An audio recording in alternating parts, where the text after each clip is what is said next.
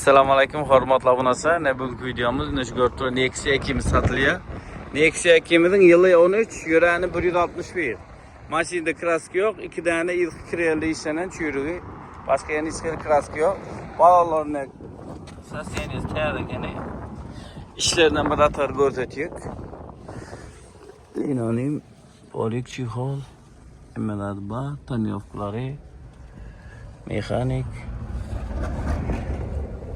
161 yören, yılı 13. Yüzlük metanım var ekan.